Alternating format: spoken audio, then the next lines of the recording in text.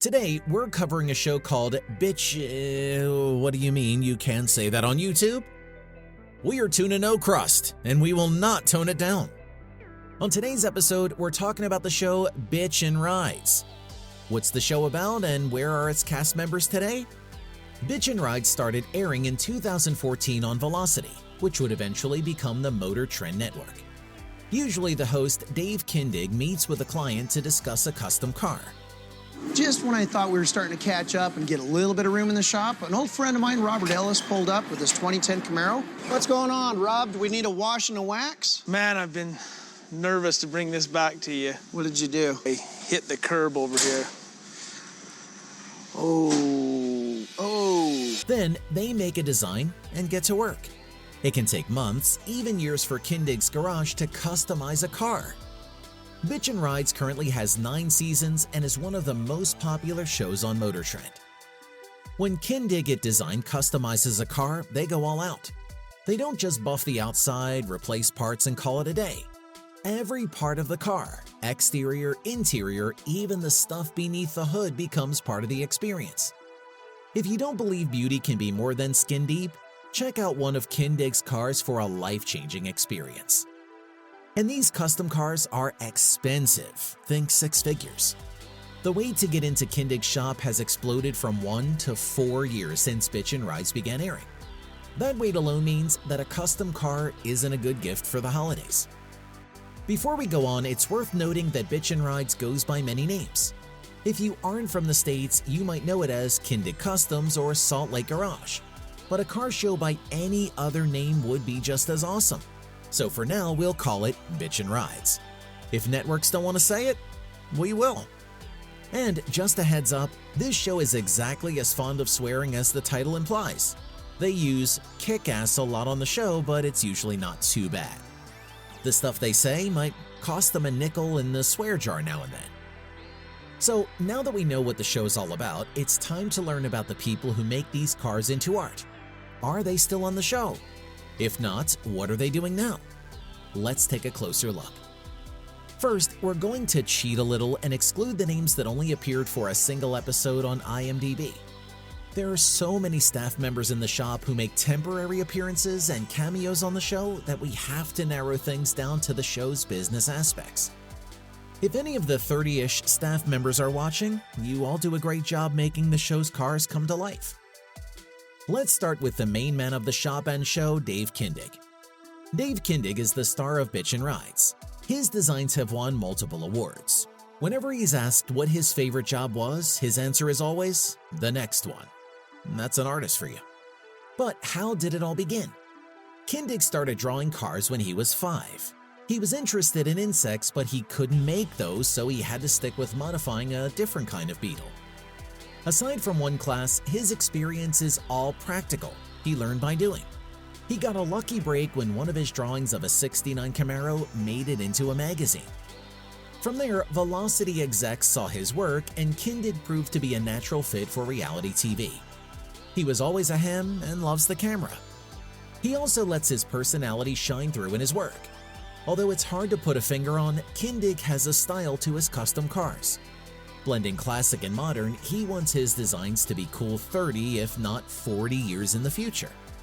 He doesn't follow trends, he just designs what looks awesome, then makes it real. Where we're going, we don't need trends. Dave Kindig is still on the show and running his business. It wouldn't be Bitchin Rides without him, and we wouldn't have it any other way. But what about his personal life? Charity Kindig is Dave's wife and the vice president of their company. Before you think Dave talked Charity into working for him, think again. She's a car lady through and through. Although she and Dave met at a dance, Charity has been interested in cars since she was a little girl. He literally would not have started his own business without her. Dave had been thinking about the shop, but Charity did not want him to start his own business until after they had their first kid, Drew. Dave, Charity, and their kids, Bailey and Drew, currently work in the shop together. Bailey and Charity switch between parts running and managing the social media for the shop. Bailey wrote the entire bio spread on the website and can take all sorts of odd jobs. She also loves Beetles and any other Volkswagens. Must have gotten the bug thing from her dad. Drew is more into metal fabrication. Not only has he worked on jet wings, but he is the door handle ninja at Kindig-It Design. This is a family business, and none of them will be leaving anytime soon. Kindig-It Design will be in good hands if Dave ever wants to retire. But you don't see too much of Dave's wife and kids on the show, so let's move on to the other cast members.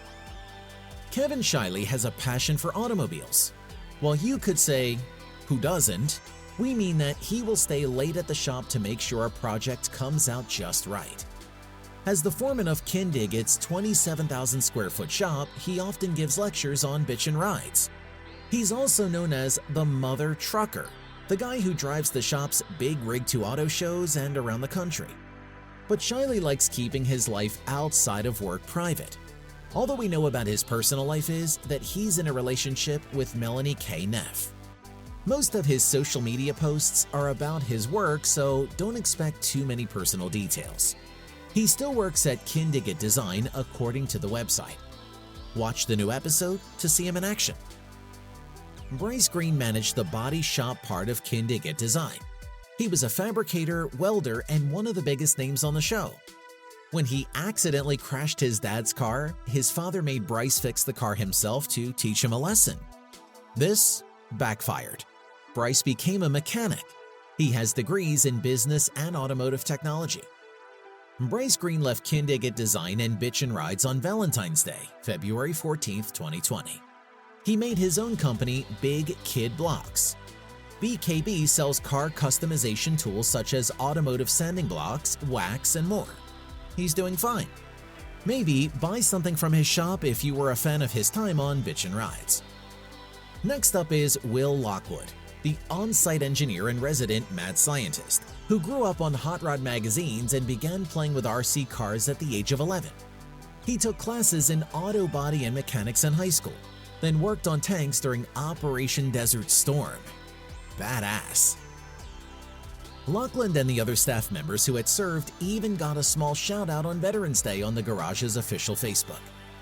Lockwood met Dave Kindig in 1992 and has been with the garage since 2003. The rest, as they say, is history. If you check Kindig-It Design's official website, you will find that Will Lockwood is still working there. Confirmed records on IMDb end in 2021, but don't worry, he's still around. He's always eager to try the next new thing. Catch Season 9 to see him. Eric Larson started out making ornamental iron projects and customizing motorcycles. He has many pieces in the Salt Lake area and art shops around the country.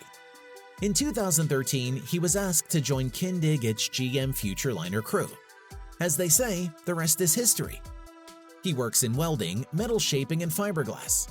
If you see fancy fiberglass on the show, it's probably Larson's work. Again, according to the official website, Larson still works as a fabricator at Kindig-It Design. You can see his work on the show to this day. Rounding off our list is Justin Stevens. Stevens was the interior guy on Bitchin Rides. Every awesome upholstery job on those cars was his doing. There's not too much available regarding his personal life, but his amazing work in the cars speaks for itself. Stevens no longer works at Kindig-It, but picked up what he learned there and ran with it. Like Green, he left Kindig-It and started his own business. He was already the main upholsterer for Kindig-It, so he made it his thing at JS Custom Interiors. As far as we know, there was no bad blood on or off the set. He teaches a 3-day class called Bitchin' Stitchin' with Phil Cato of Cato's Custom Upholstery. He's not listed on Kindig-It's official site, but with a joke like that, they must still get along. So that's the story of the main guys behind Bitchin Rides. But what do you think? Is bitchin' too naughty as a part of a title for a car show? Did you have a swear jar in your home if you ever said a bad word? And for those of you afraid of saying bad words in the comments, how long would you wait for one of Kindig-It's cars? Let us know in the comments below. And don't forget to like, subscribe, and ring that bell to be notified of our future crusty uploads. We'll see you next time.